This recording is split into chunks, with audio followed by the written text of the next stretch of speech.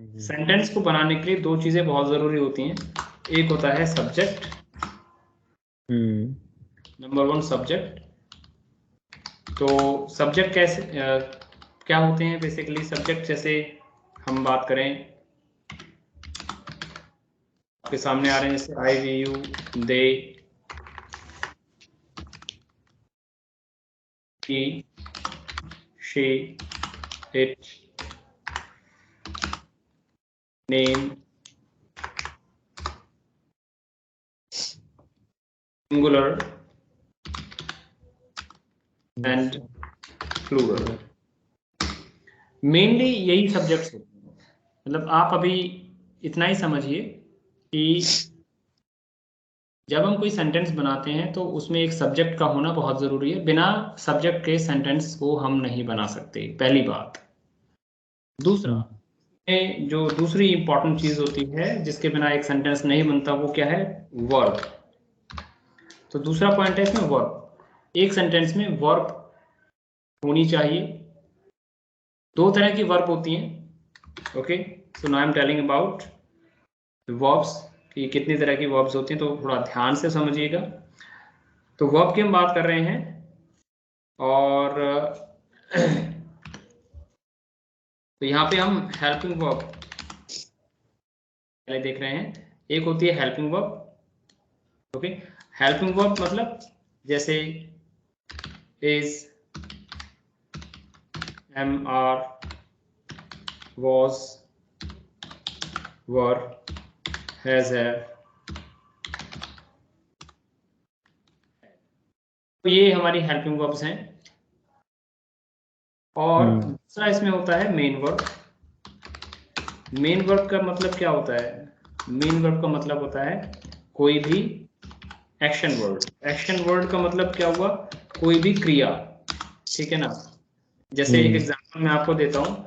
Action word का मतलब जैसे हमने ले लिया स्लीप, या गो, या डू, या कोई भी हम ले सकते हैं। ओके, जैसे स्टडी, एक और, ऐसी हजारों होती हैं। इसकी सबसे सबसे सिंपल पहचान क्या होती है? इसका हिंदी मीनिंग समझना।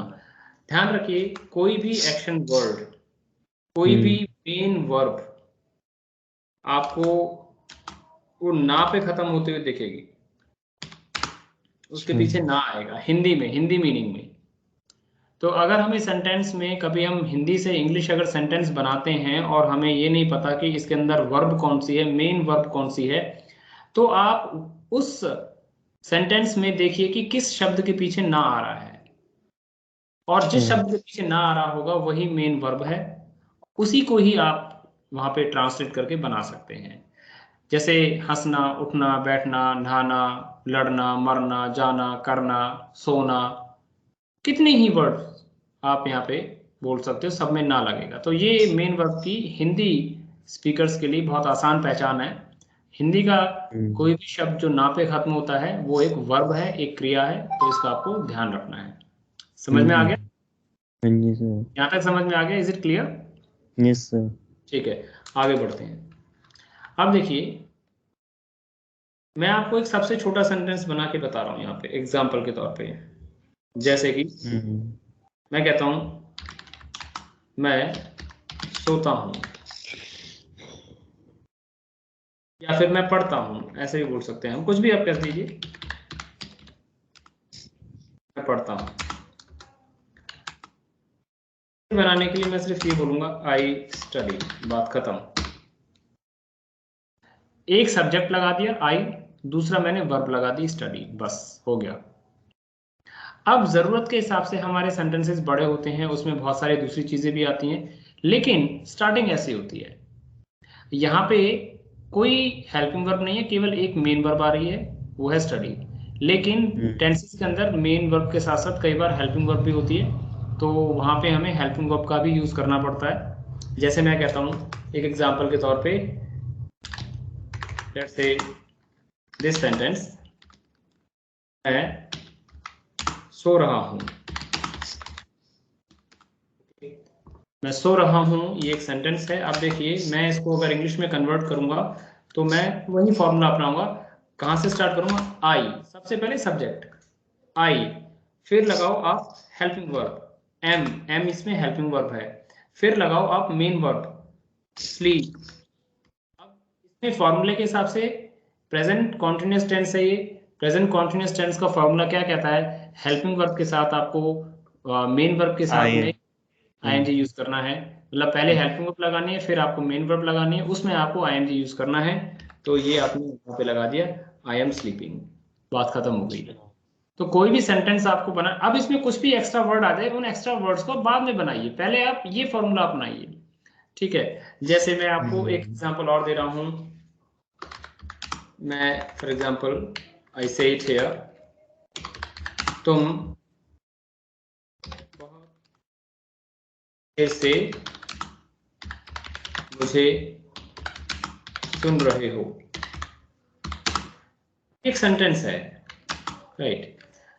तो मैं इसे बनाऊंगा तो सबसे पहले मैं क्या देखूंगा, मैं यहाँ पे सब्जेक्ट देखूंगा, तो इसमें क्या है, यू सब्जेक्ट है। फिर मैं बनाऊंगा फॉर्मूला, इसमें मैं अप्लाई करूंगा और फॉर्मूले के हिसाब से मैं बनाऊंगा, लेकिन उससे पहले हमें ये पहचानना पड़ता है कि ये टेंस कौन सा है। तो मुझे पता लग गया तुम मुझे, या तुम बहुत देर से मुझे सुन रहे हो, तो से रहे हो, ये मैंने देखा से रहे हो का मतलब है कि ये present continuous, present perfect continuous tense है, से रहे हो उसमें आ रहा है। अब मैं ध्यान करूंगा प्रेजेंट परफेक्ट कॉन्टिन्यूअस टेंस का फॉर्मूला क्या होता है, मुझे ध्यान आया प्रेजेंट परफेक्ट कॉन्स्टेंट टेंस का फॉर्मूला होता है हैव बीन, वर्ब की फर्स्ट फॉर्म और आईएनजी, और यू के साथ हम हैव लगाते हैं, हैज लगाते नहीं है as per the English grammar rule. तो मैं यहाँ पे हैव लगाऊंगा, फॉर्मूला अप्लाई कर रहा हूं मैं, ठीक है। फिर मैं बीन लगाऊंगा एज पर द फॉर्मूला। अब मैं इसमें वर्ब की फर्स्ट फॉर्म लगाऊंगा और मुझे पता नहीं है इसमें कौन सी वर्ब है, तो मैं क्या यूज करूंगा, मैं देखूंगा कि यहाँ पे किस शब्द के पीछे ना आएगा।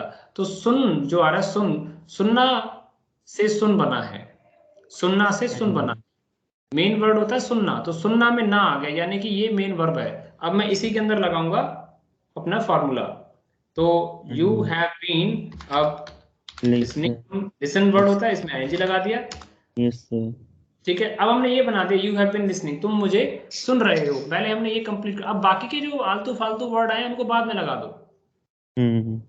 You have been listening, listen के साथ टू आता है तो हमने टू लगा दिया, मुझे के लिए मी लगा दिया, ओके, बहुत देर के लिए फॉर अ लॉन्ग टाइम।